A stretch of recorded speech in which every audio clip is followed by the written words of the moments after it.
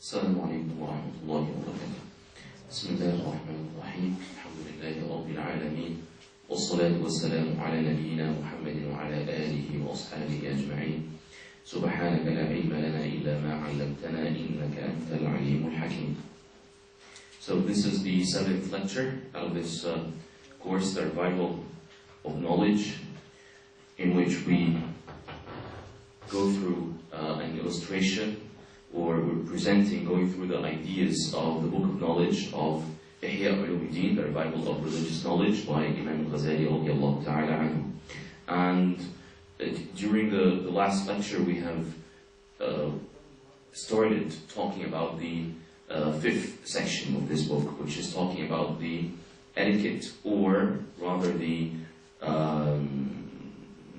adab al-alim wal-muta'allim. And we talked about that adab al-alim wal-muta'allim is actually more than etiquette. It's not only or mere rituals or habits, but rather there are tools, there are procedure. It discusses the process of learning and teaching as well. Or in other words, the pillars of learning and teaching. And I believe we have covered the first 3 roles or tasks, as Imam Al-Ghazali would call them, al-wazifa, which is a task or a duty that is necessary or that is mandated upon the learner. I believe we covered 3 of them correctly. We will go over these 3 very quickly, inshallah, and then we go to the remaining 7 out of these 10 duties that Imam Al-Ghazali has stated that they are mandatory upon every learner. We mentioned last time, if you guys recall, that Imam al-Nawawi radiyallahu ta'ala anhu in the introduction of Al-Majmu' has said that this, he said, باب آداب العالم والمتعلم, or هذا الباب, and he meant this specific discipline. And آداب العالم والمتعلم is considered a discipline in the Islamic turath. It's not, or at least I don't like to see it as a section or a division or a branch or, as we mentioned before, just mere etiquettes, that people deal with it as something that is fancy, something that is cultural, something that is elective. Actually, it is mandatory, it's a discipline. There are specific books that have been written in that field specifically. Yes, Adab al-Alim wal-Muta'allim were mentioned, like in this book, as part of the book of knowledge. And in the Al-Majmu' by Imam al-Nawawi, they have been mentioned in the introduction of that book. And other works as well, in which scholars would refer to these general principles, or these general pillars, or refer to these duties and tasks, and give an overview or a brief summary of them before they enter their discussion or their presentation of whatever part of knowledge that they would be discussing or presenting. Like in the case of Al-Majmu', Imam al-Nawawi is giving an explanation of Al-Muhadhab by Abu Ishaq al-Shirazi. Alright? So he would give an introduction in the beginning about these general pillars or duties. So some would assume, because Imam al-Nawawi did that, incorporated these pillars in the beginning of the book, that these are just general tips or advice. But actually, he is referring to a whole discipline responsible for this specific area of knowledge, which is learning about the duties and the rights of teachers and learners as well. Because there are rights for learners as well as teachers. It's not only that teachers have rights upon the learners, but also learners have rights that teachers are supposed to fulfill. Alright? So it goes both ways. So Imam al-Nawawi in Al-Majmu' has mentioned that what he included in that introduction of Adab al-Alim wal-Muta'allim is actually 1/10 of what he has compiled altogether.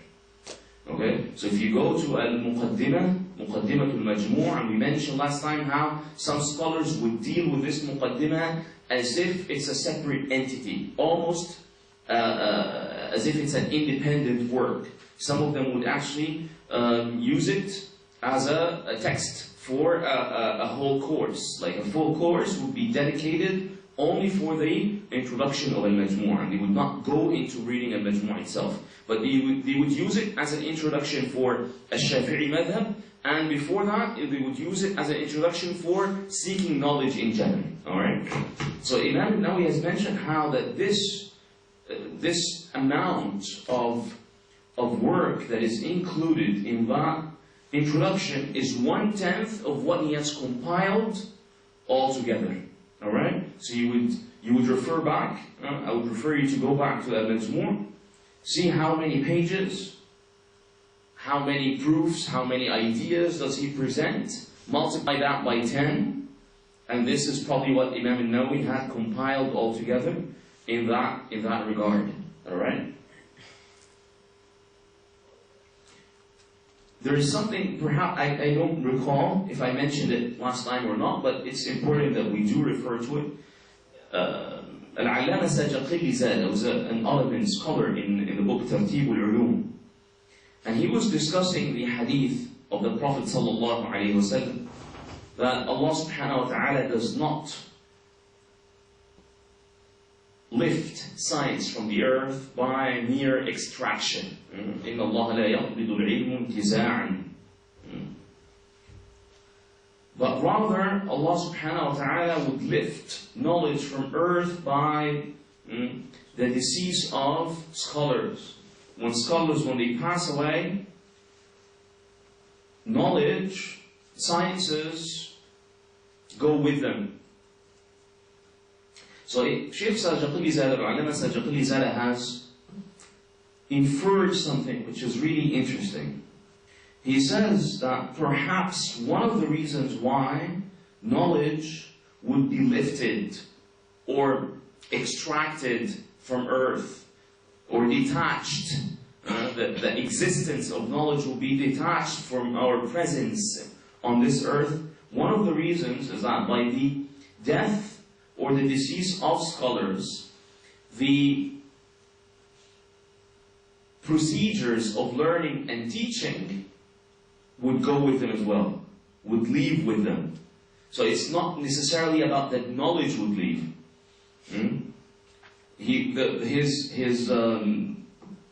His words are something like this, that perhaps ارتفاع العلم لعل ارتفاع العلم بارتفاع شرائط التعلم والتعليم. The conditions for learning and teaching, the requirements, the procedures, the process, the pillars, the duties, the rights and tasks that are mandated, these elements would not be known anymore. So it's not necessarily that the knowledge itself, the sciences, the information would leave the earth, but rather the process of disseminating this knowledge. How this knowledge is delivered, and how the know-how of delivering and the know-how of receiving, this know-how is gone. Because people, what would people do when scholars are not there, when they pass away? People would seek knowledge from books directly, not from scholars. And when they do that, they miss the principles of delivery and the principles of receiving as well. They miss the etiquette, they miss the duties and rights. They don't see the problem with dealing with books, and this is something that has been elaborated by a Christian physician and philosopher of the 5th century, Ibn Butlan, in a book that he wrote called Al-Maqala al-Musriya. Because there was a person, his name is Ali ibn Ulwan al-Nusri, and this physician, he was an Egyptian physician. He was Ra'is al-Atibba in Egypt, the chief doctor, chief physician in Egypt during the 5th Hijri century. And Ali ibn Ulwan was originally a philosopher, and at the same time he was an astrophysicist. Okay, he used to study astronomy and the physics of the universe. However, he had, from what I understood, of his biography that he had some financial troubles. He could not maintain his studies in philosophy. He could not maintain his study in astrophysics as well.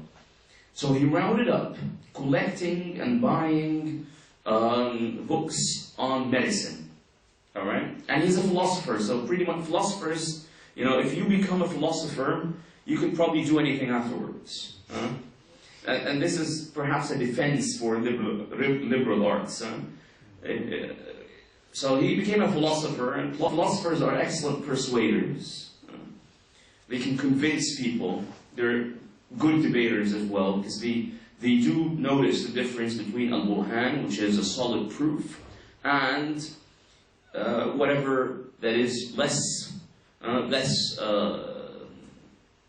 efficient in presenting something. So they know what is phony and they know what is real, and they know what is, you know, semi-solid in proofs and so forth, and they know all the techniques in debating and presenting ideas and proving them and argumentation and things of that sort. So he rounded up collecting books of medicine, studying medicine by reading, all right, and would start, you know, doing experimentations on people and convincing others that what he's doing is actually correct. And he was also investing and capitalizing on all the, you know, the charisma that he had achieved from philosophy and astrophysics. And, you know, since he was a philosopher, back then, you would usually, you know, a person would be a philosopher and something. There's no, like, a philosopher just like that, like nowadays, you know, just a philosopher. Usually philosophers would do something practical. They would indulge into some practical science with philosophy. So you'd be a philosopher and a doctor, a philosopher and an astronomer, a philosopher and a mathematician. So he began presenting himself as a doctor, as a physician. And the people of Egypt back then, they believed him. You probably believe him today as well.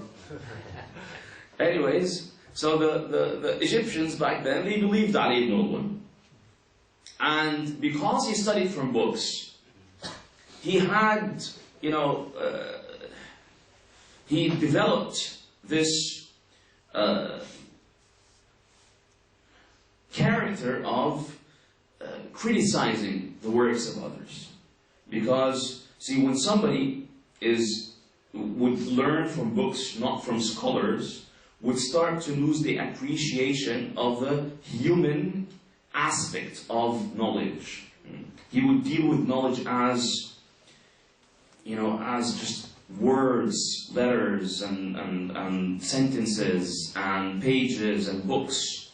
But he would not cherish the idea of appreciation to those who wrote, to those who studied, to those who did research, to those who had actually written these works. He's dealing with, you know, just ideas, as knowledge as an object, not as a living phenomenon, developed by human beings, developed by other humans like him. So he began attacking everybody else. He began attacking all the Greek doctors before him, like Galen and Bukhrat and all of those. And also attacking all the contemporary scholars as well. One of them was Ibn Butlan. Abu al-Hasan al-Mukhtar ibn Butlan. Al-Baghdadi. So the Ali ibn Butlan, this, you know, fake doctor was from Egypt. And this guy was from Baghdad, which is Iraq. So he rounded up, because of their discussions, and he would write books and letters and treaties going back and forth between them. So he rounded up, of course, Al-Mukhtar ibn Butlan. See, Al-Mukhtar ibn Butlan also, there was a problem that the person he decided, that Ali ibn Butlan decided to have problems with Al-Mukhtar ibn Butlan. And this Mukhtar ibn Butlan was somebody who has a very strong isnad, chain of teachers in the field. Because Al-Mukhtar ibn Butlan was a student of Abu al-Faraj ibn Tayyib al-Baghdadi. And Abu al-Faraj al-Baghdadi was the chief or the dean of the House of Wisdom, Baytul Hikmah. And his chain of narration in philosophy as well goes up to Ishaq ibn Hunayn and the very first translators, very first Arab philosophers who developed this field. So Al-Mukhtar ibn Butlan is an heir, inherited this. And then finds this guy who learned from books coming and then, attacking his teachers and the ancestors of his teachers and the tradition of his teachers as well. So it's very much provocative act by Ali ibn Butlan. So Al-Mukhtar ibn Butlan, it seems that he attacked Ali ibn Butlan in person. So he starts saying, you did not learn from teachers, you learned from books. So Ali ibn Butlan did not stop there. He wrote a book that learning from books is better than learning from teachers. It's not that it's an exception, but it's not. He said that التعلم من الكتاب أوفق من التعلم من الأستاذ. أوفق, which is better. So it's more beneficial to learn from a book than learning from a teacher. So perhaps, I'm not sure, perhaps that this incident or perhaps this particular work was one of the reasons why Al-Mukhtar ibn Butlan later wrote a book. And he actually traveled to Egypt to meet this guy and have debates with him. But that did not serve the purpose. So he rounded up writing a book called Al-Maqalat al-Misriya في الرد على علي ibn Butlan al-Misri, in answering back or refuting the doubts of Ali ibn Butlan.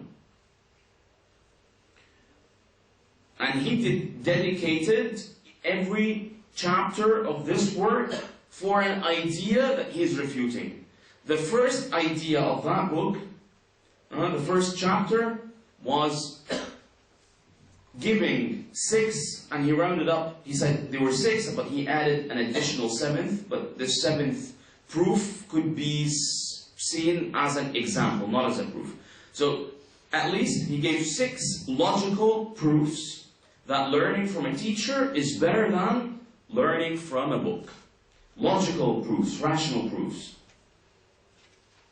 For example, and some of them you might see as very simple, but logically speaking, they're very powerful. One of them is that the learner is a living organism, right? Is a living person. And the book is a solid. So a living would learn from a living rather than learning from a solid. Things of that nature. These were the ways that he was answering back.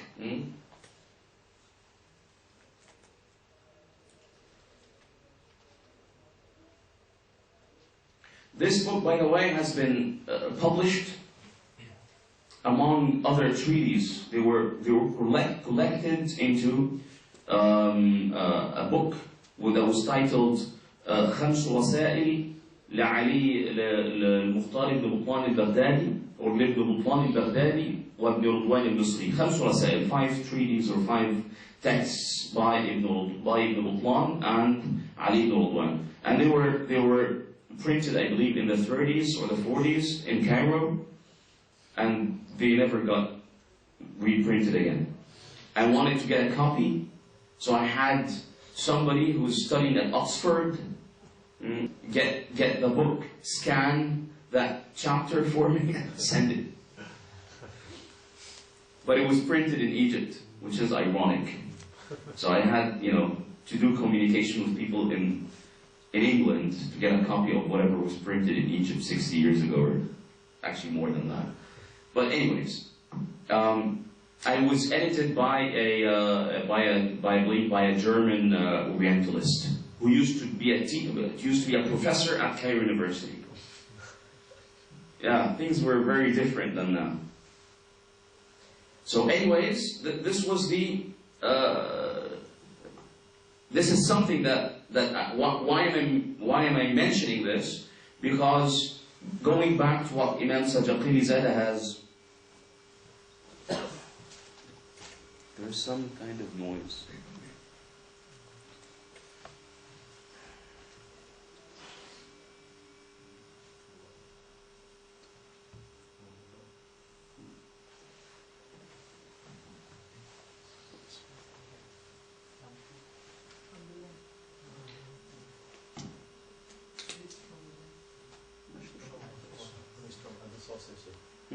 comes from Al-Ghazali. I I think it's from the right. Oh, okay. Okay.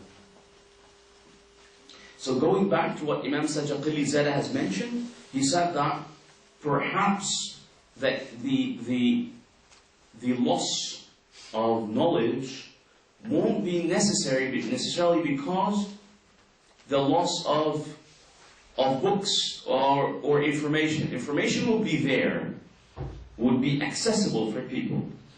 But what won't be accessible, what will be missing is the know-how of receiving the knowledge and delivering the knowledge, which is something we are experiencing nowadays.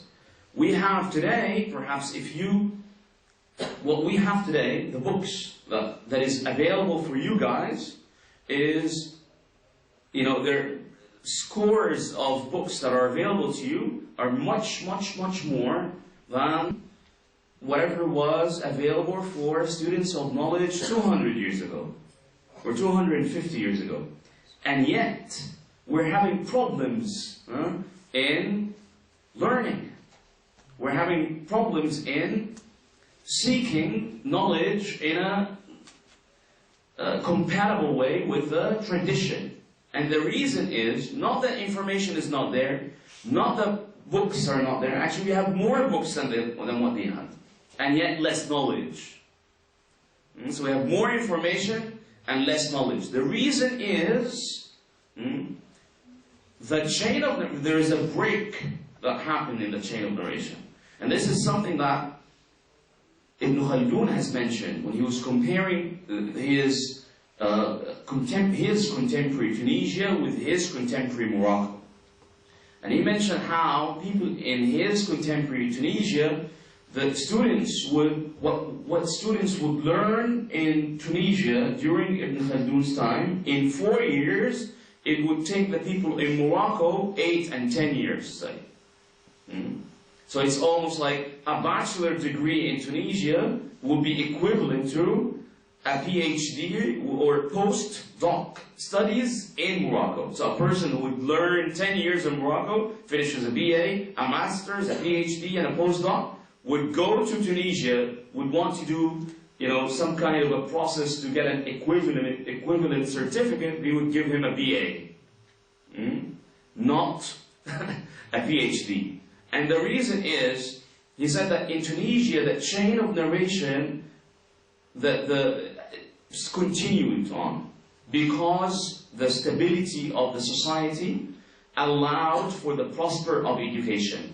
On the other hand, Morocco had the stability was unstable financially and politically. They were engaged into some kind of battles or wars or conflicts rather, and that hindered education.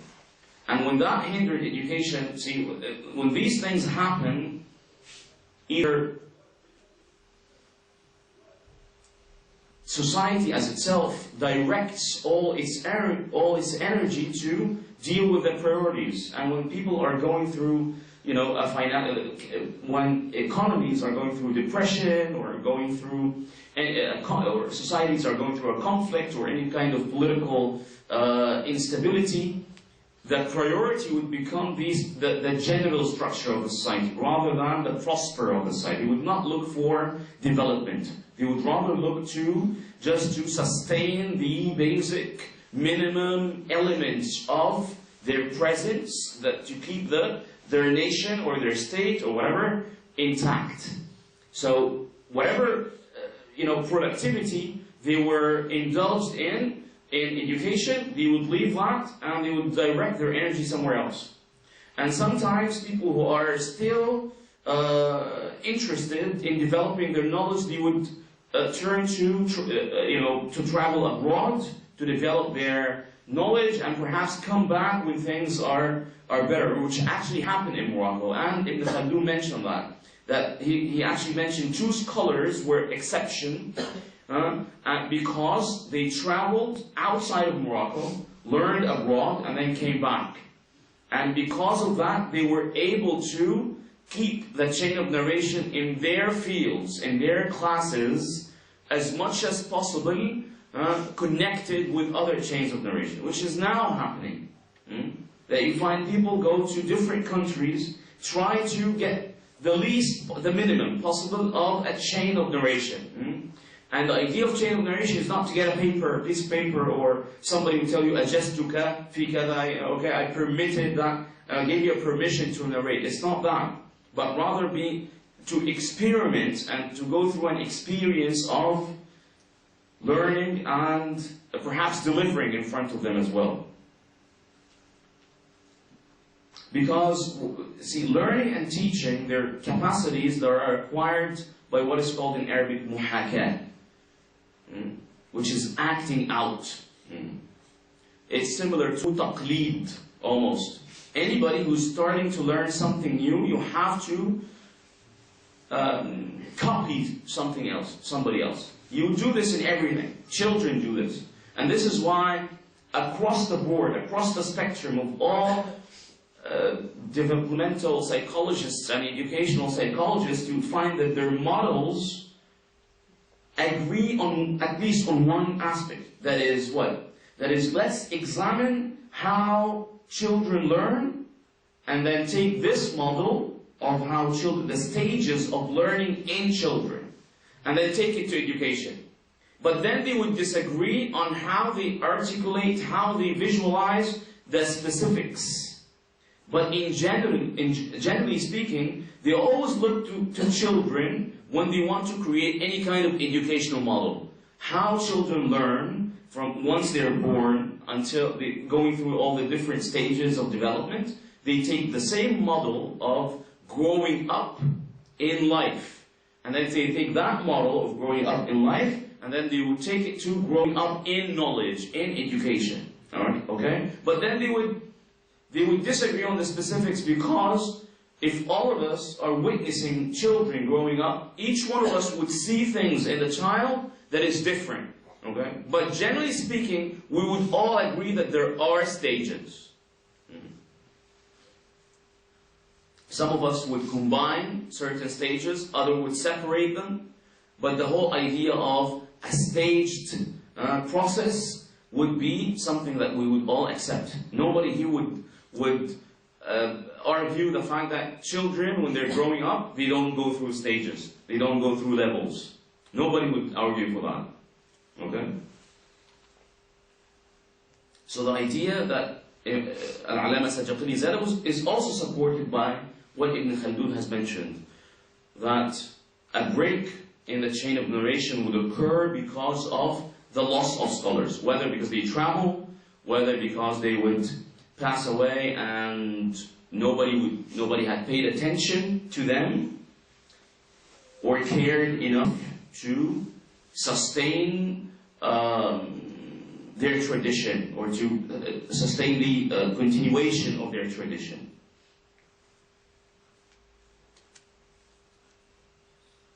Okay. And for this reason, for these aforementioned reasons, this particular area or discipline of the process of learning and teaching is very important, because it illustrates the elements and aspects, and it describes that traditional method of knowledge, of how it is. Imam Al-Ghazali started these 10 pillars of the learners, or the 10 duties of the learner. The first one was the idea of ethics and developing a moral character.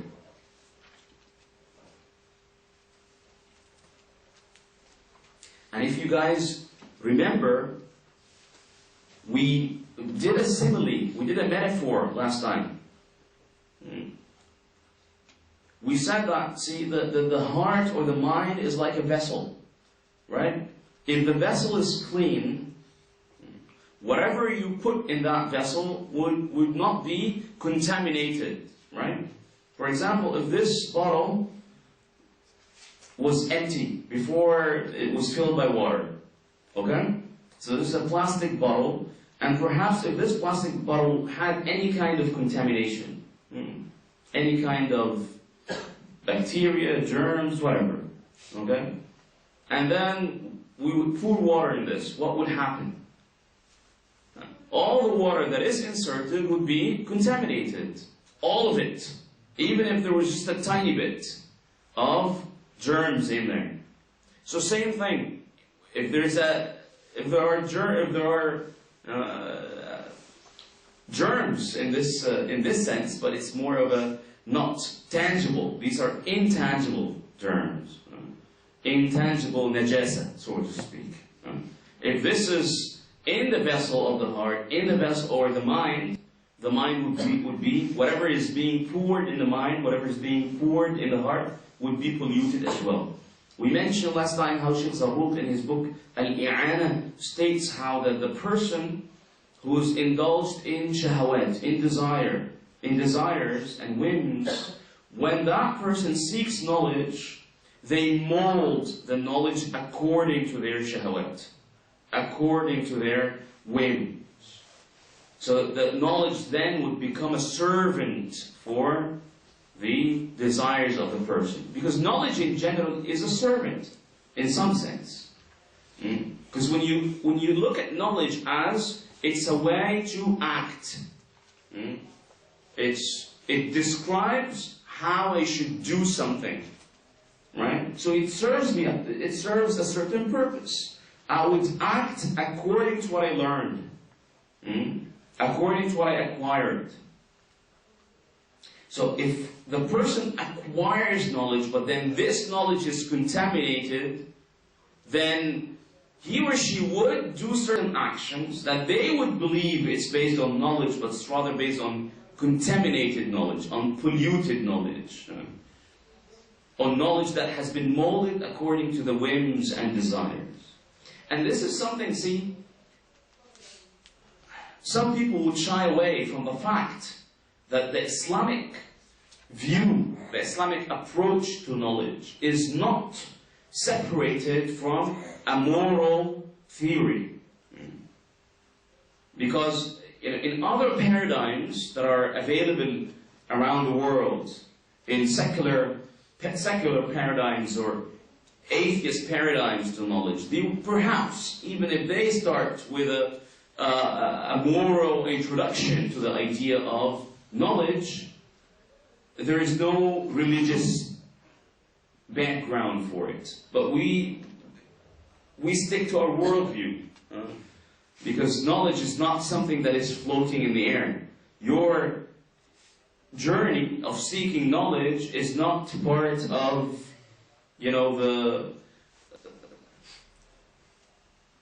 the floating of the earth in some kind of, a universe that we don't know where it's going and where did it come from or anything of that sort, where you're just part of evolution and, who knows what would happen next. Rather, you believe that there's a certain destination that you're going to, right? And this destination is the day of judgment, upon which you will be judged. What have you learned, and what have you done with what you learned as well, right? So there is a religious responsibility in learning that you have. Okay, we're not secularists, we're not atheists. We believe in a day of judgment. We believe إِنَّمَا الْأَعْمَالُ بِالنِّيَّاتِ, that actions are by their intentions. So what do you intend by learning? So there must, for this reason, it's obvious why Imam Al-Ghazali starts the first task, the first duty of the learner to clean the heart, to clean the mind. And we mentioned last time, this is the final note that we will revise for this first duty, how Bahr al-Ulum Abu al-Ayyash Al-Laknawi in his explanation of Sulam al-Ulum in Al-Mantiq, how he mentioned that the best way of abstaining from falling into logical fallacies, the best way to abstain from logical fallacies is to be involved in the Sufi meditation. And actually some philosophers do seek meditation, whether it's Sufi or not. This is not the idea, but they do seek meditation for the sake of clearing the mind. And this is something that is now promoted in the West. Using meditation in even in schools, they use meditation for children and how that would free. It's almost like they're trying to clear the cache memory of a computer, of a laptop.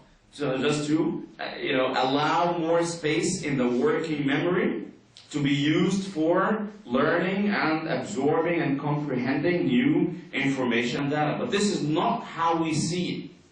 Note, yes, this is a fruit, this is something we reap from doing that.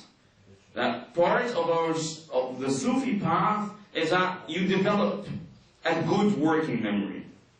But at the same time, you're mainly doing that because you're making sure that the knowledge you're learning is purified, is not contaminated. This is the main objective. And then you're giving, because of your efforts, you're giving something additional. You're giving a bonus. There's an incentive into that as well, which is you develop better physical abilities, better mental capacities as well. But they are not the chief intention of why you do these meditations, perhaps. Okay.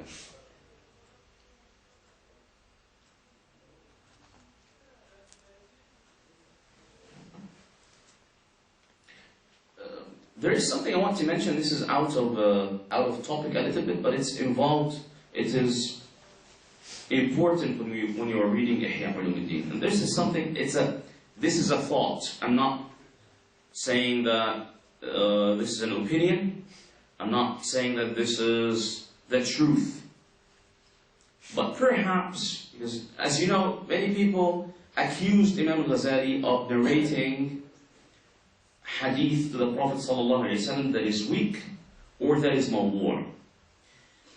And in this particular part of the book, Imam Al-Ghazali starts by talking that the Prophet ﷺ has said, بُنِيَ الدِّينُ عَلَى النَّظَافَةِ, that the religion of Islam has been established upon the notion of purification or cleanness.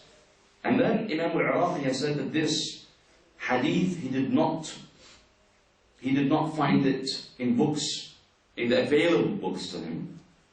Because there have been books that were lost because of the destruction of the library of Baghdad when Baghdad was conquered by the Mongols. Many books were lost. And you would find many scholars in the 8th century, you would find them in the books of history and biographies. Whenever they go through a piece of information or something that was narrated, and you would not find it, and you'd find them saying, perhaps it was in a book that was lost during the destruction of the Baghdad library. So Imam Al-Iraqi says that he did not find this hadith in such words. But rather he found that Ibn Hibban in his book Al-Du'afa has narrated a hadith which is connected to a Sayyidah Aisha radiallahu ta'ala anha, that the Prophet sallallahu alayhi wa sallam said, تَنَظَّفُوا, be clean, فَإِنَّ الْإِسْلَامِ نَظِيفٌ, that Islam is clean, the religion is clean. And he said that Al-Tabarani in his book Al-Awsat has narrated with a very weak chain of narration from the hadith of Ibn Mas'ud radiallahu ta'ala anhu, النظافة تدعو إلى الإيمان, that cleanness calls for faith. And perhaps there is also a narration, whether it's correct, whether it's weak or a valid narration, which is النظافة من الإيمان, that cleanness is from faith. The thought is, and I'm just saying, I'm voicing out a thought. Again, I am voicing out a thought. I don't know why, perhaps this idea was discussed, but I did not find it before. Why did the scholars, they did not think of the hadith that were mentioned in the book of Ihya Ulumuddin, that they did not find narration, the chains of narration for them, that they were narrated by the meaning, not by the words. Because in the books of Usul al-Hadith, scholars did mention that it is permissible for scholars to narrate hadith by the meaning. In other words, you would attribute to the Prophet ﷺ things that he had said, but not in the specific words that were narrated, but rather according to the meaning. Okay? And he gave certain conditions for doing so. So perhaps Imam Al-Ghazali, this is what he was doing. So if somebody would do an editing of Ihya Ulumuddin and would add to it Takhrij al-Iraqi, which is the hadith work of Imam al-Iraqi, going through the tracing, the narrations that were mentioned by Imam al-Ghazali, would add to that every time after Imam al-Iraqi does a certain process of takhrij, mentioning the sources of the hadith that were mentioned by Imam al-Ghazali, that somebody would mention all the correct narrations that give the same meaning that was mentioned by Imam al-Ghazali, and then would say something like, perhaps Imam al-Ghazali narrated this particular hadith that is correct and valid, but he narrated the hadith by meaning, not by the specific words. Okay.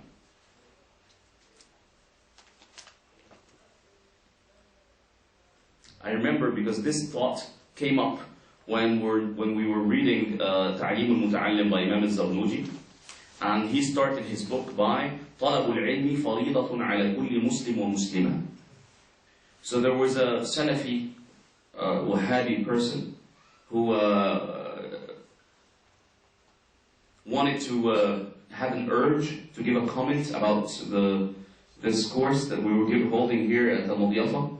So he wrote me a comment on Facebook. It was something like, why are you reading this book? Because it has invalid narrations.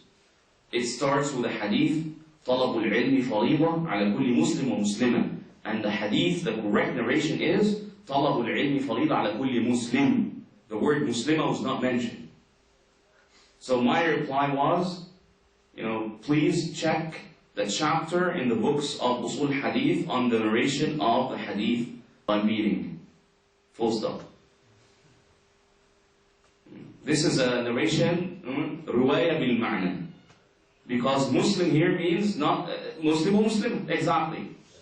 So he would say, look, Muslim, وزيادة مسلمة, the additional word of Muslima is wrong, is invalid in narration. Because it was not narrated by that. They allowed it. This is very weird. Very weird to come from them also, especially how they claim that they studied hadith.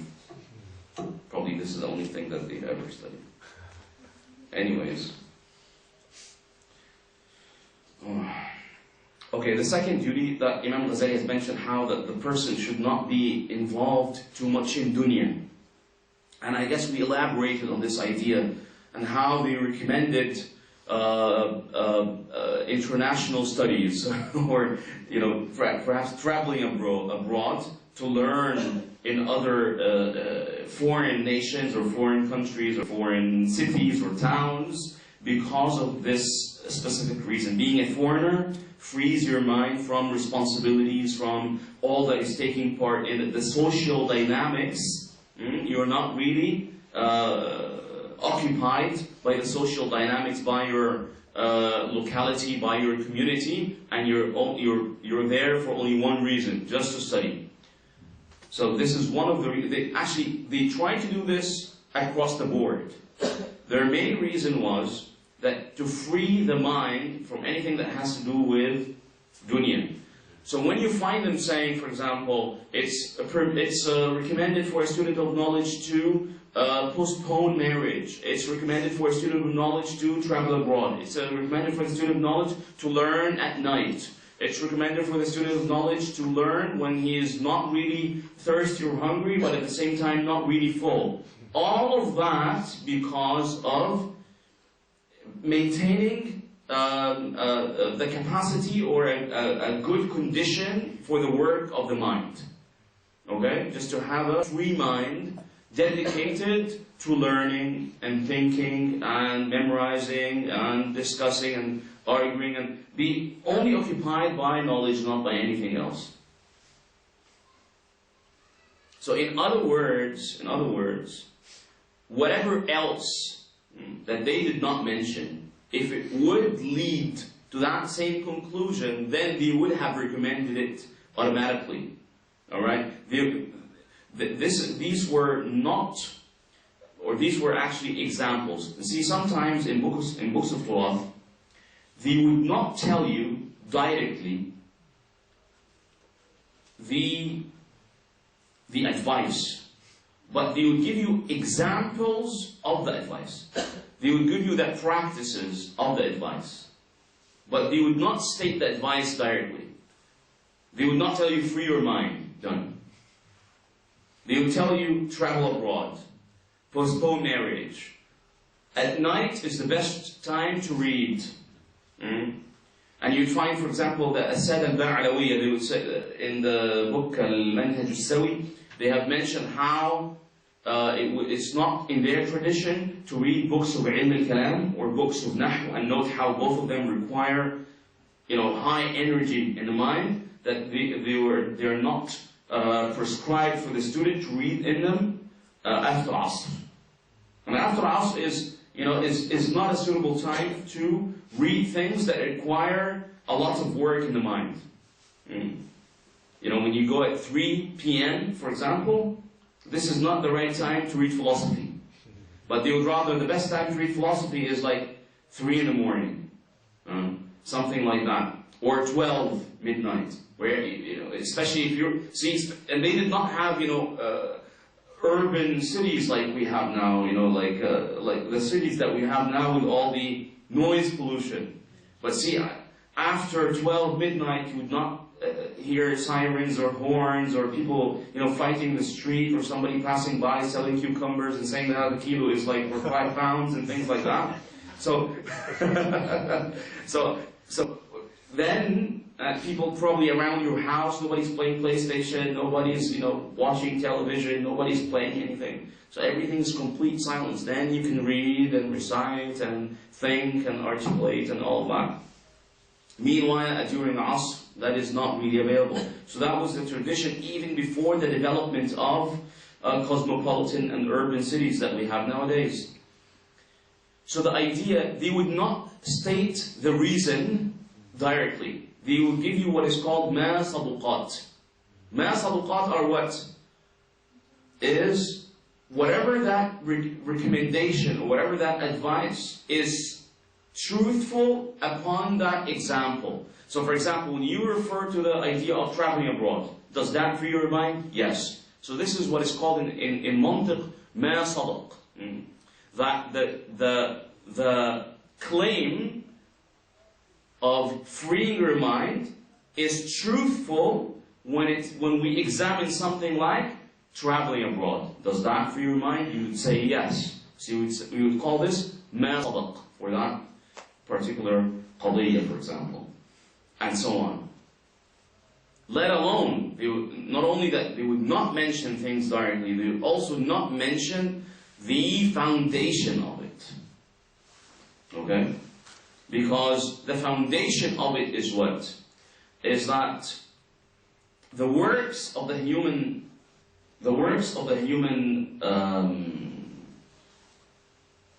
of the self, body and mind, both of them. You have powers of the body and you have powers of the mind. And both of them, there are dynamics between both of them. And this is something perhaps you find in books of philosophy like Al-Najah by Ibn Sina.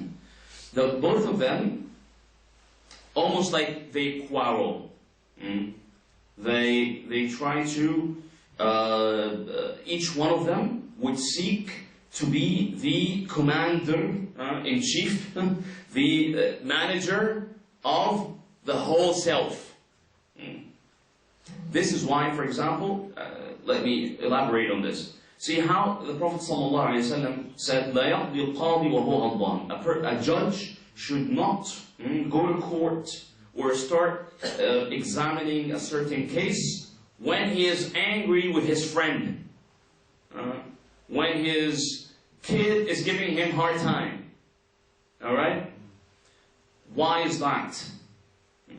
In this case, by the way, see, there are two powers that are quarreling. One power is what is called Al-Quwa Al-Amaliyya. Al-Quwa Al-Amaliyya are the powers in the soul that control the physical aspects of the human beings. Again, Al-Quwa Al-Amaliyya are the powers in the soul, the capacities of the soul that govern the physical actions. For example, like Al-Ghadab, the power of anger. Like Quwwat Al-Shahwa, the power of desire. Okay? These powers are responsible for governing your physical actions.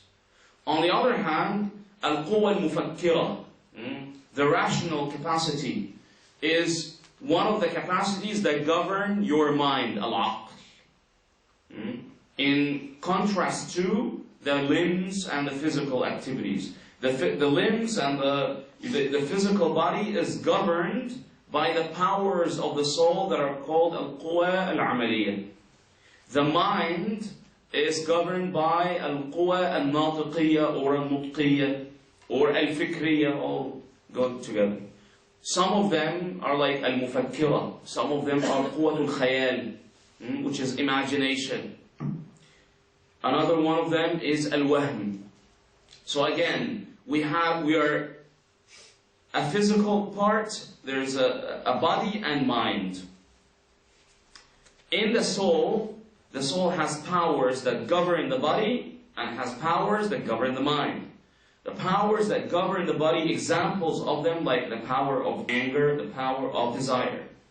An example or examples of the powers that govern the mind is the Al-Quwa Al-Mufakkira, the rational capacity. And then the capacity to imagine, Quwwat Al-Khayal. Another capacity which is related to imagination is Quwwat Al-Wahm. And so on. So these two types of powers quarrel over which one would take control. So when a judge wants to take a look at a case, he is looking to free energy and to let the power, the rational capacity of his mind to take over. So he would examine the case, dissect it, reason the proofs, whether a person is guilty or the person is innocent, without being hindered by any other kind of thought or inclination. Alright? But if the person is angry, and anger is taking over, the person is more inclined to do what? To judge that the person is guilty. To judge that the person should pay a fine, for example. Alright? So these two powers quarrel. Same thing happens when somebody, for example, has a crave for food. Somebody is trying to maintain a diet and wants to stay away from chocolate molten cake, getting you guys all hungry. Okay? So somebody is trying to, maintain a diet. So to maintain a diet, you're thinking, well, if I eat this, I'll be obese. So I'm trying to stay away from that. And we'll start thinking about, okay, what are the substitutions for this? But while having a crave, the person is very hungry, what takes over? The power of desire. قوة الشهوة, شهوة الطعام, desire for food. So there's a quarrel between being rational, maintain your diet, and on the other hand, just for this time. Okay? So the mind is always going back and forth between these two powers. Alright? For this reason, see, this is the reason why, okay, when you're a student of knowledge, free your mind from things like, that would fire up your anger, that would spark your desire. Free your mind from these two, so you would leave space for the work of the rational capacity and the capacity of imagination. Okay? So this is the foundation that I explained from the works, for example, by Ibn Sina in Al-Najah. And then there's a direct advice, which is free your mind. Sometimes they would not mention the background, and they would not mention the advice itself, and they would only give you examples. So, when you study, you dig for that. You start to notice similarities, and you try to group them, and to extract out of these examples a universal advice. And then you take it up another level. What is the root of that advice? Where did that advice come from? There's so much psychology behind perhaps the second task that Imam Al-Ghazali has mentioned. That a person, he said, يُقَلِّلُ عَلَائِقَهُ مِنَ الْإِشْتِغَالِ بِالدُّنْيَا. To let all the connections with the dunya to be limited and reduced. And he would mean the connections of the dunya does not mean like to be in a lesser state of living. He does not mean that. But he would mean ishtighal bid-dunya, meaning being occupied by daily life, by routine, by social dynamics, but rather the person is to be occupied by knowledge and his journey in knowledge.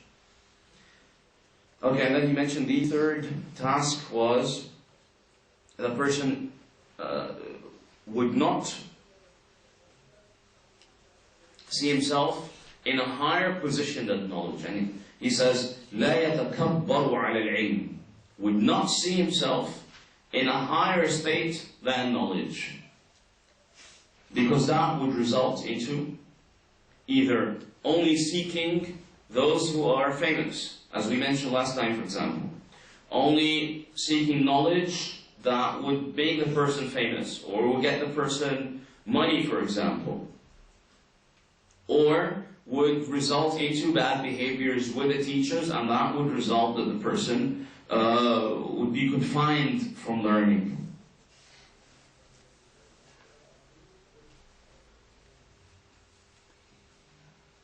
And he said how that the learner who abstains from learning from teachers except those who are famous, he says this is aynul hamaqa. This is the reality of stupidity. If the person only seeks those who are famous. And we mentioned the reason why last time. Because seeking those who are famous, in reality, the person is not seeking the teacher, but rather he is seeking that atmosphere. He is seeking to be a celebrity, so he is becoming, closer to a celebrity. It's almost like those who are, who keep, going to, events where celebrities will be there, and they try to take selfies with them and then post it on Facebook, so people will start thinking that they are famous as well, but they're not really famous. Just took them 2 seconds, and they were, they learned some, maneuvers when they're in an event or something to go up to a celebrity and, hey, well, let's take a selfie. They would take it, post it on Facebook, but then when, 5, 6, 7, 10 pictures, oh, that person must be famous. So 10 pictures with 10 different celebrities. So same thing happens, you guys are laughing, but the same thing happens with students of knowledge. They would go attend a couple lessons here, a couple lessons there, a couple lessons here and there, different famous scholars, and take a picture with each one of them. Okay? One time shaking hands, one time, receiving a book, another time, kissing their hand, another time, sitting in that lesson, and then they will promote themselves as if they're students of great scholars, and then be, introduced to the public as somebody who was learned with, as well versed in knowledge and learned with famous scholars. Okay. And we mentioned also how the the student is supposed to promote the teacher's recommendation and advice even if it's wrong. And the reason is that, the reason behind this, not that in actuality it might be correct, but the student does not know, but rather because the teacher's recommendation is the result of a process. But the recommendation or the opinion of the student is the result of hypothesis, of a guess, of a random choice, of a haphazard decision, not a result of a process. So a process is more noble, is more efficient, even if the result is wrong, than a haphazard, random selection of an opinion, of a choice.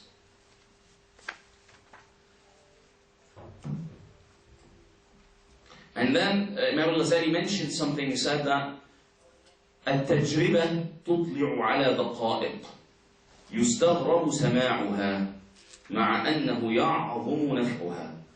He said that experience would result into very subtle ideas, intricate ideas and opinions and recommendations that when people would hear them, they would become astonished. But in reality, it's very much beneficial. And he gave an example as how doctors sometimes, when somebody has a fever or has a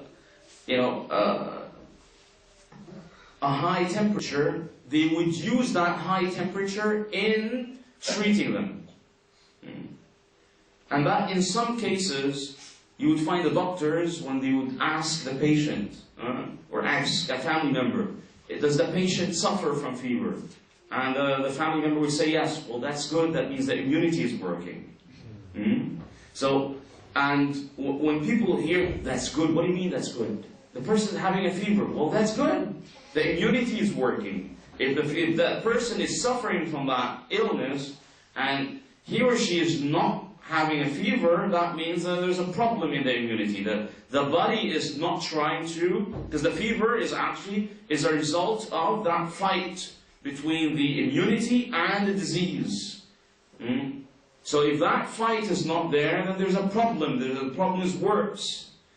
See, but this is a result of what? Of the experience of the doctor, which is for the general audience, they become astonished by something like that.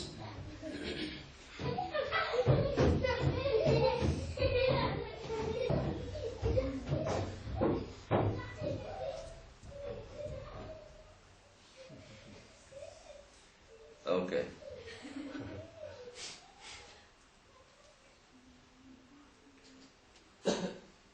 If we were boys, we would have...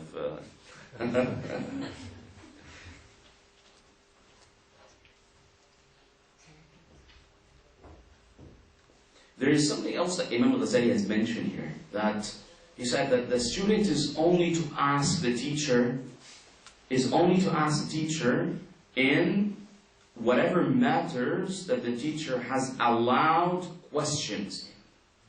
And this is something very interesting, because Imam Al-Ghazali says, you might say that Allah subhanahu wa ta'ala said, فَاسْأَلُوا أَهْلَ الذِّكْرِ إِن كُنْتُمْ لَا تَعْلَمُونَ. Do ask, but rather actually it's a command. Ask those who are knowledgeable if you don't know. When you don't know, ask those who are more knowledgeable than you. So how come Allah subhanahu wa ta'ala is commanding us to ask, and yet Imam Al-Ghazali is telling us, only ask in things that you are allowed to ask in. So he gives an example by Sayyidina Musa alayhi salam with Sayyidina Al-Khadr alayhi salam. How Sayyidina Al-Khadr alayhi salam limited the questions of Sayyidina Musa during that journey.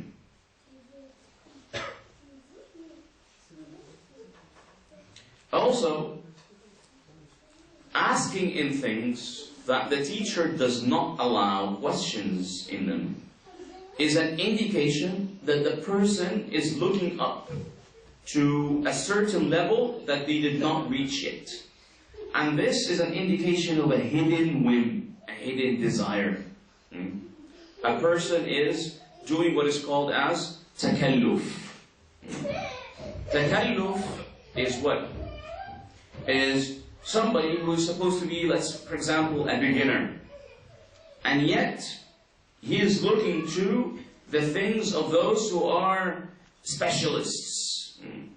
And wanting to do the things, the actions, the works of those who are doing a PhD. For example, a person who's a freshman in college, it keeps asking questions of what to do when the person is a specialist. Well, first, finish the freshman year, and sophomore year, junior, and perhaps before you graduate, you start asking questions, what we're going to be doing in master's degree, and so on.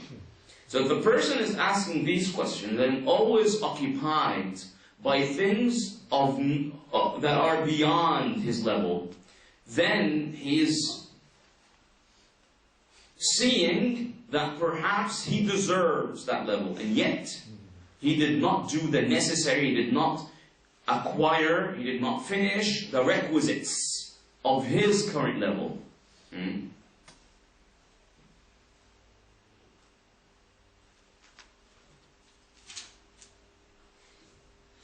Okay.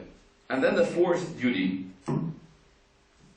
he says that the learner in the beginning of his journey in learning should not listen to differences in opinion, should not listen to doubts and refutations, should not be exposed to different schools of thought, but rather the person should learn the very basic fundamentals and foundations. And it's like this, it's like having a child when both parents have different set of standards, different set of code of conduct, and their advice, they don't align their advice. So, for example, like a mother would say, okay, well, you have to wash your hands before you eat, and then a father would say, actually, no, you can eat before washing your hands. Now, every time a child, is about to do something, the father would say, you don't have to wash your hands. No, you have to wash your hands. And always being exposed to these two different double standards, the child will become perplexed. Am I supposed to listen to my father or my mother? And then perhaps he would see the father and the mother getting into an argument or a dispute about whose opinion is supposed to be used or yeah. So it's the same thing happens to the learner.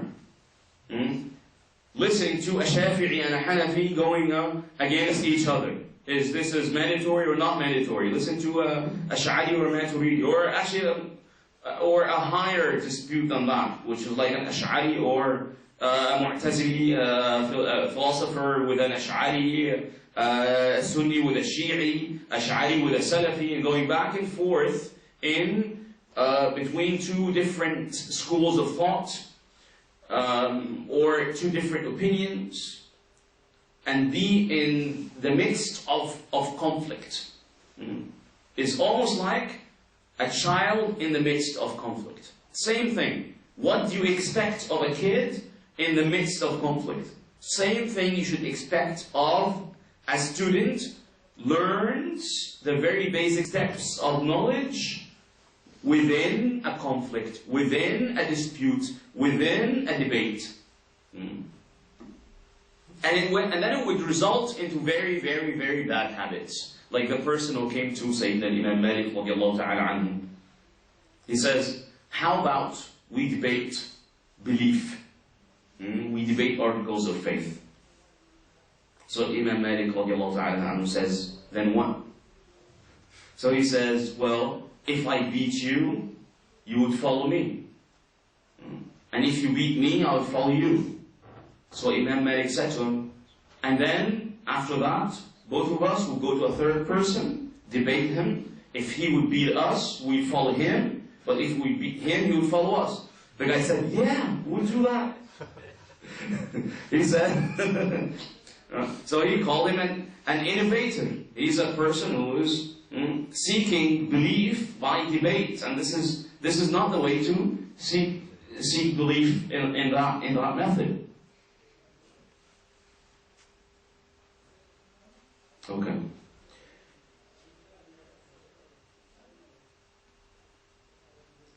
Imam Al-Ghazali has also mentioned that a student, if a student finds a teacher who's using this tool in learning, like getting the student so involved in conflicts and debates, he said he's supposed to go as far away from that teacher as possible. Like to run away from that teacher.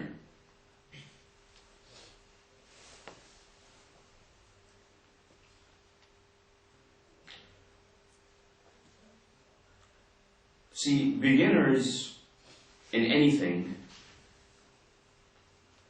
being a beginner is such a, it has a double edge. Being a beginner is like having a piece of cloth, a fabric, or an empty piece of paper. So it's a great opportunity, but it's a great risk. It's a great opportunity because you're starting something new, so you can design it the way you want. But it's a great risk because it's empty. So when something that is empty, that is clear, any mark you would do, it would be obvious. It would leave a mark. See, like this is a piece of cloth. It's a prayer rug. But it's not empty. There are things that are in there. So if I take my pen, for example, and I go like this on it, the mark that I would leave on that prayer rug is not like the mark this pen would leave on a white fabric. And then you would try to erase that line. And then start over again. And again. And again. But sometimes that fabric would not hold so much. Trials. See? So this is the risk in being a beginner. That's why the teachers, and this is something that students, unfortunately, they try to rush introductions. Whenever they find teachers giving introductions, they say, come on, want to go in depth. They don't know that, introductions, they set the mood. They're trying to do what? It's almost like you're doing a sketch, and you're doing all the outline first. So the teacher is trying to do all the outline. So in case something went wrong, at least there are other areas on that fabric, on that sheet of paper that are covered with correct lines. So they would be able to at least hold any kind of error. And yet, students are asking what? Let's start painting. Forget the outline, just paint it. And the teachers try to do the outline. And learners want to go to painting directly. So what happens when they go to painting directly and then the teacher does something wrong or they learn in a wrong method? Then they shape their journey in a wrong method as well. And the problem is that once their journey is shaped in the wrong way, and the person are almost halfway along their journey in seeking knowledge, it becomes a great trial for them to ask them to go back and learn from the very beginning. And this becomes a great ibtila, because they went halfway through, and then all of a sudden, guess what? You took the wrong road for that destination. Sometimes they would give up on that destination. Sometimes they would start saying, you know what, I actually wanted to go there, not there. And this is not true. And this is the great problem. So that when a person is a beginner, should be very hesitant to take big steps, but rather take baby steps. And again, this is just like a baby. A baby, when they're trying to stand up and walk, when they start walking in the beginner, they try to run. And you find parents going after them, just walk slowly. You'll fall down. Because they're afraid if they do something wrong, they would break an arm, they would break a leg. And when that happens, what would happen? They would slow the process of walking. See? Same thing with the learner. Go slowly. If you go fast, you'll break something. And if you break it, you'll have to start all over again and take some period of trying to learn what it's all about from the very beginning.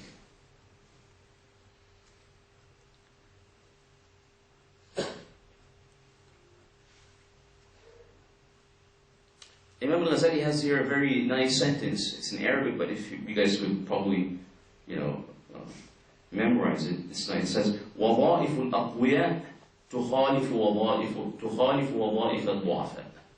وَظَائِفُ الْأَقْوِيَاء, the duties, the tasks of those who are strong are different from those who are weak. It's simple, yet many of us are not aware of it. وَظَائِفُ الْأَقْوِيَاءِ تُخَالِفُ وَظَائِفَ الضُّعَفَاءِ.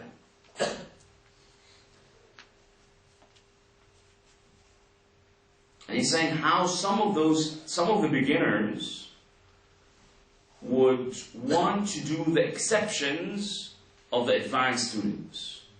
And this is, you would find, for example, in college, you would find how they deal with freshman students. You have to be on time. The class starts at 9. If you come at 9:01, you would not be allowed to enter. But then when they become PhD students, they would call the teacher, can we have the discussion today instead of 9 at 10 because, something happened and so on. And they become more relaxed and they do research and they're not asked to attend at specific times, but rather they are asked to spend a certain amount of time, like 6 hours, 8 hours, regardless when they start and when they end. On the other hand, with the freshmen, they ask them to be very punctual. So if a freshman is looking to act like a PhD student, freshman in bachelor degree, wants to get the same exceptions as a PhD student, that does not work. They had to go through 6 years of effort before they reached where they reached. So remember Ghazali is saying how some of the weak, meaning the beginners, are looking to get some of the privilege, some of the exceptions of the advanced.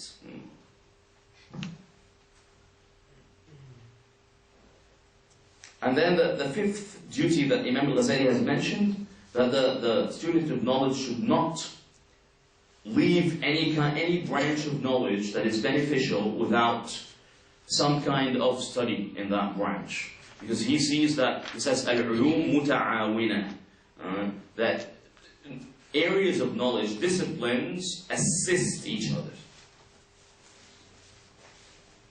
And he says, وَبَعْضُهَا مُرْتَبِطٌ بِبَعْضٍ. Some of them are actually attached and connected with each other.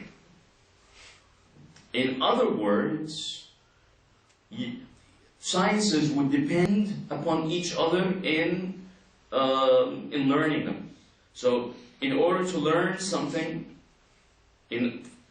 as an example, see, and this is something that many students perhaps are unaware of. In order to study fiqh, for example, some students believe that they only need to study usul fiqh, for example, and usul hadith. And then they would start saying, and maybe language. But it's all about, yes, these three, plus logic, plus adab al-bahth wal-munadara as well. Shaykh Sajjad Zada and others who wrote in adab al-bahth wal-munadara, he says that those who don't study adab al-bahth wal-munadara, they would not understand the discussions in the books of explanation. Because they were written for that purpose. The purpose of a sharh is actually a discussion between the scholar writing the explanation and the scholar who wrote al-matn, or the main text. And they go back and forth using the terminology of adab al-bahth wal-munadara. And this is why when they later on developed the area or the field of adab al-mutala'a, they would start mentioning details like how in textbooks, if they write, for example, after they finish a certain thought, they would say in the end, فَلْيُتَأَمَّلْ. فَلْيُتَأَمَّلْ is different than if they said فَلْيُتَأَمَّلْ فِيهِ. If they said فَلْيُتَأَمَّلْ only, they would mean something. فَلْيُتَأَمَّلْ فِيهِ, they would mean something else. If they say قَدْ يُقَالْ, would mean something. And if they said فَإِن قِيلَ, they would mean something else. قَدْ يُقَالْ is something. فَإِن قِيلَ is something else. And so on. All of these terminologies, when they are introducing an idea, or they are concluding an idea, would refer whether to the strength of the idea, whether in the validity of it, or the weakness of it, or they are trying to describe the dynamics between the argument and the refutation of it, the answer, the response to that argument. How the conflict between them, is it a strong conflict or is it weak conflict? Sometimes it's weak. In other words, that in reality there is no much conflict, it's just different of expressions. So the words that they use to describe or to introduce an idea or to conclude an idea, they are using them to refer to different levels of strength and weakness in proofs and arguments and conflicts between arguments. So, again, this is why Imam Al-Ghazali is saying that al-ulum, they assist each other. So a person to study fiqh is required to study a group of sciences, a group of tools before learning fiqh. And most of the students, they look only to Nahu and language, not only Nahu, but language, the language sciences altogether, plus things that are obvious, like usul al-hadith, usul al-fiqh, or usul al-hadith. And you forget, for example, that adab al-bahth wal-munadara is actually the structure upon which almost all the books, especially for the al-mutaakhirin, all the books of the mutun and shuruh and hawashi are based on adab al-bahth wal-munadara. They're almost writing a play. And this is a metaphor. You know, when you write a play, you write that, person X said this, Y said that. You're writing a scenario in a play, right? So they're almost writing a scenario. And that scenario is this. There is the main character, is the person who wrote al-matn. And then they're saying that there's a discussion that went on between us and him, and the writer of the text. And it goes as such. He said this, and he would mean that. But we would disagree with this. And somebody else said that the author meant so-and-so. And then I told him, it's almost like they are narrating a story. But it's not in the form of narration. But if you look into it as such, and actually when you learn these books, you can actually vocalize it like that. Vocalize it like they're different characters. Each one is saying something. They're almost sitting together, discussing these things together. And then the sixth task, the sixth duty, he said that the student is not supposed to go through a certain science or discipline one shot, duf'atan. Don't take it as a one shot, but rather a person would take it in a very gradual fashion, a very gradual form.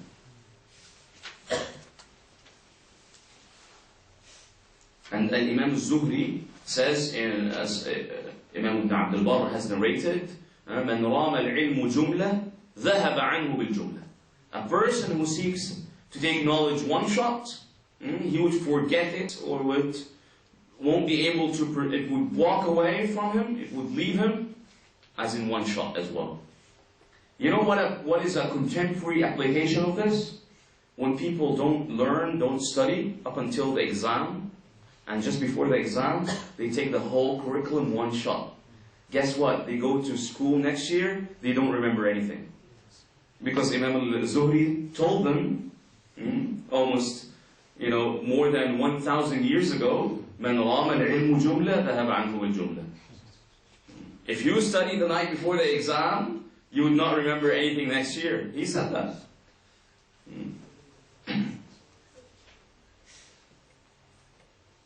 But rather, he said that it's by days and nights. And the metaphor that they give for this, the accumulation, is like the accumulation of rain. Rain is not just you don't open a tap of water, but rather it's water drops, and they accumulate. Same thing should happen in learning. It should be accumulative. Whenever your learning process does not facilitate accumulation, you're learning the wrong way. Again, whenever you're learning in a way that does not facilitate the accumulation of knowledge, you're learning in a wrong way. And this is why you would find, for example, scholars in the West who study educational psychology, for example, like Robert Bjork, how they study things like spaced repetition. That how to take knowledge from short-term memory to long-term memory. And they would say that the tool, the mechanism for taking whatever you're learning from your short-term memory to your long-term memory is through repetition. But this repetition is characterized by its spaced repetition. In other words, instead of repeating things for 3-4 days right after each other, you would start repeating things on Sunday. You would learn something, you would practice it on Sunday, and then visit it back on Wednesday, and then again on Sunday, and then again on Wednesday, and keep going that for a long period of time. So these 8 times perhaps that are spaced within 1 month is better than 4 or 5 days right after each other, and then you don't visit it again until the following month. The better way is to do repetition, but in a spaced fashion. And then there are different opinions in doing that. Should that spaced fashion, should it be equal? In other words, if I'm studying something and the gap between my practice sessions are 3 days, should I sustain that gap of 3 days across the board, across the time period? Or should I do it in a way that is, do it in an expanded form? In other words, I would